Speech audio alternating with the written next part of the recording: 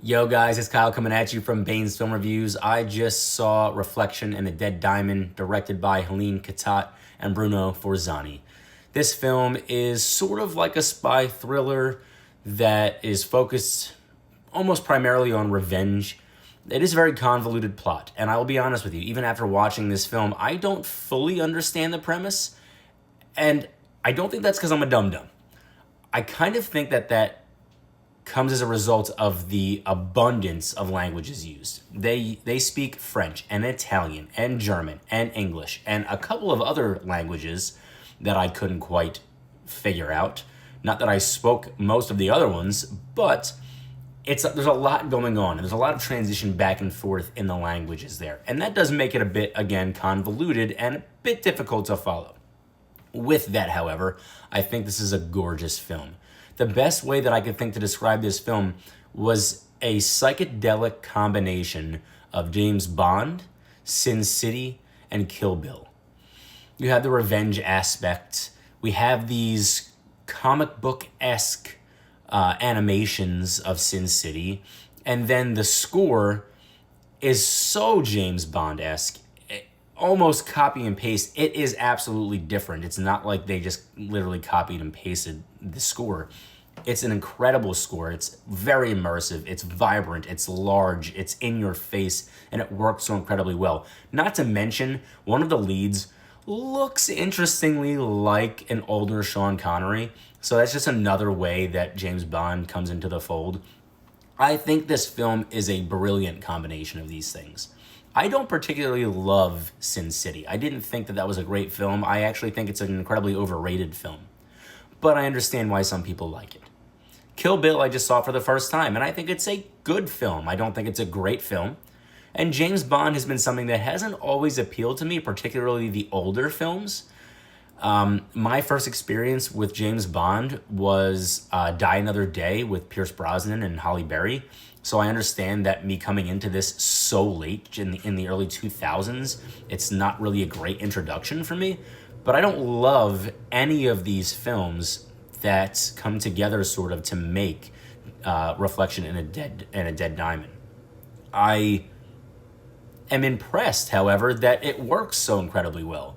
I was immersed in this film. The visuals alone are enough to reel you in and keep you captivated from the start to the finish.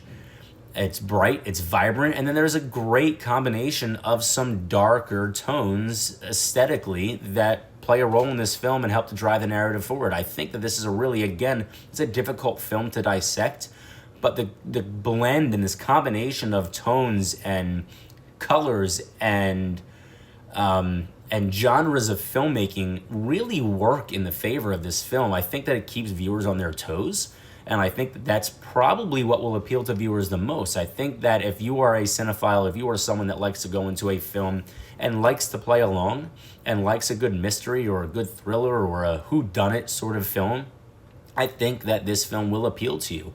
I was very, very impressed. In the first few minutes, I didn't really know what was going on. It's a Shudder film, and sometimes I feel like those straight-to-streaming films, and this is not to shit on Shudder at all, because I've seen films from Shudder that are good, but the production value doesn't always feel like it's there. So again, I don't mean that I don't say that to be mean at all towards Shudder or any other streaming services, but I don't always feel that the production value is there when it's a film that is straight to streaming.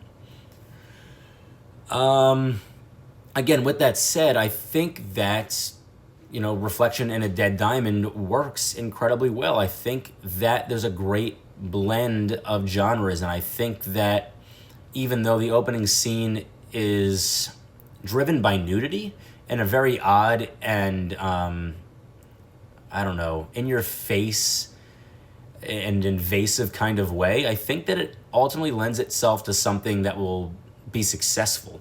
And I enjoyed this film. I appreciated this film. And I thought that everything, the stigmas that I created in my head about what this film would be and how well developed it would be, they were shot down very quickly.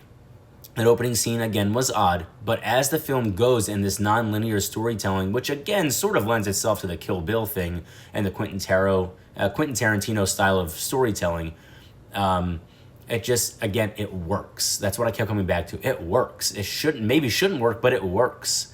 And I really, really enjoyed this film. I think that it's a solid film. Do I think it's going to blow people out of the water? Probably not. But if you go into this going, I don't really know what to expect, maybe it'll be good, maybe it'll stink, I think you'll walk away from this surprised with how impressed you are.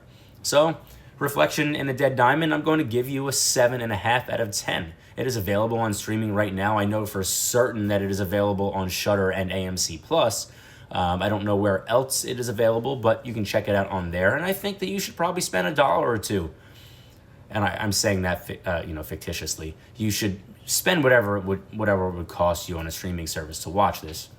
If you're going to spend $8 to rent this or to buy this, I would encourage you to do that. I think that if you are a cinephile and you like to dissect film, this is a film that you will enjoy. So, again, 7.5 out of 10. I was not disappointed with this film at all. I enjoyed that it blended some things that I didn't like and put a nice enough spin on them that I appreciated this film. So, until next time, peace.